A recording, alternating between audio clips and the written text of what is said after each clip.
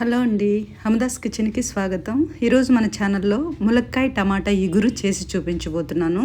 చాలా చాలా రుచిగా అన్నమాట. దీనిలోనికి నేను లేత ములక్కాయలు తీసుకున్నాను. ఈ కర్రీకి లేత ములక్కాయలు బాగుంటాయి అన్నమాట. పెద్ద సైజు ఉల్లిపాయలు చిన్న ముక్కలు ఇలా కట్ చేసుకోండి. అలానే 2 పచ్చిమిర్చి చిన్న ముక్కలు, అలానే పెద్ద టమాటా ఇలా చిన్న ముక్కలు కట్ చేసుకోండి. స్టవ్ మీద కళాయి ఉంచి నేను 3 టేబుల్ స్పూన్ ఆయిల్ తీసుకున్నాను. ఎందుకంటే ఇది ఇగురు కర్రీ కాబట్టి కొంచెం ఆయిల్ పడుతుంది.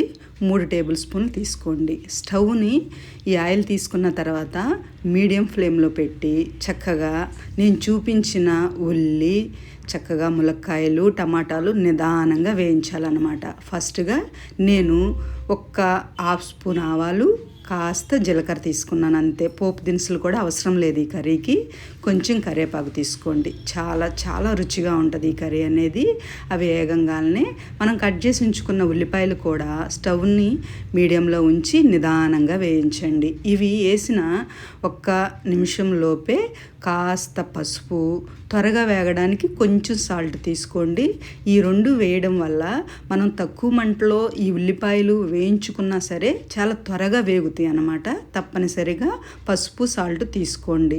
చాలా చాలా బాగుంటుందండి కర్రీ. ములక్కాయలు ఇష్టపడని వాళ్ళంటూ ఉండరు.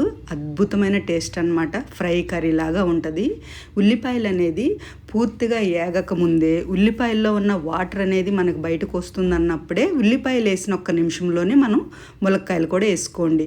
మీరు మాత్రం ఒకటి గుర్తుంచుకోండి, ఈ కర్రీకి కాస్త లేత ములక్కాయలు తీసుకోండి. చాలా బాగుంటుంది అన్నమాట.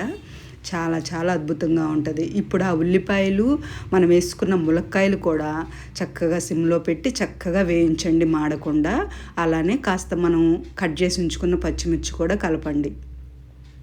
చాలా చాలా అద్భుతమైన టేస్ట్లో ఎటువంటి మసాలాలు లేకుండా చక్కగా ఇలా వండుకుంటే నోటికి కూడా చాలా చాలా రుచిగా ఉంటుంది ఈ కర్రీ అనేది. మనం వాటర్ కూడా పోయమండి. ఉల్లిపాయలు, టమాటాల్లో వచ్చే వాటర్తోనే మన ములక్కాయలు అనేవి మగ్గిపోతాయి అన్నమాట. ఇప్పుడు నేను టమాటాలు కూడా వేసాను కదా, అవి కూడా దానిలో మగ్గి చక్కగా గ్రేవీ వచ్చేలాగా చక్కగా నిదానంగా వేయించండి. ఇప్పుడు కర్రీకి సరిపడా ఉప్పు కూడా తీసుకోండి. ఉప్పు కూడా వేయడం వల్ల టమాటాలు అనేవి మనకి త్వరగా మగ్గిపోతాయి అన్నమాట. మన ములక్కాయలు చూసావా ఎంత బాగా మగ్గి చక్కగా మెరుస్తున్నాయి అన్నమాట కర్రీలో. ఇప్పుడు రుచికి సరిపడా 1.5 స్పూన్ నేను కారం వేసాను. కారం అనేది కొంచెం ఎక్కువ తీసుకోండి. చక్కగా నోటికి కారంగా చాలా రుచిగా ఉంటుంది ఈ కర్రీ. వాటర్ మాత్రం పోయొద్దు. ఇలానే ఈ కర్రీ చేసుకోవాలి. అద్భుతమైన టేస్ట్ ఉంటుంది అన్నమాట. ఎంతో సింపుల్గా చాలా చాలా రుచిగా తక్కువ టైంలోనే ఎక్కువ రుచిగా చేసుకునే కర్రీలు అన్నమాట. ఎక్కువ టైం కూడా పట్టదు. మన కర్రీ అనేది పూర్తయిపోయింది. ఇప్పుడు నేను కాస్త కొత్తిమీర, కొంచెం నేను కరివేపాకు తీసుకున్నాను. ఆ స్మెల్తో అద్భుతంగా ఉంటుంది అన్నమాట. ఎటువంటి మసాలాలు లేకుండా మనం అప్పుడప్పుడు తినాలనిపించినప్పుడు ఇలా చేసుకుంటే మాత్రం ములక్కాయ ఇగురు అనేది చాలా చాలా అద్భుతంగా ఉంటుంది. ములక్కాయ కూడా చక్కగా మగ్గిపోతుంది అన్నమాట.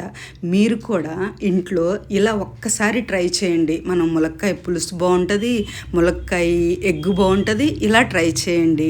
మన హమదాస్ కిచెన్ కూడా తప్పకుండా సబ్స్క్రైబ్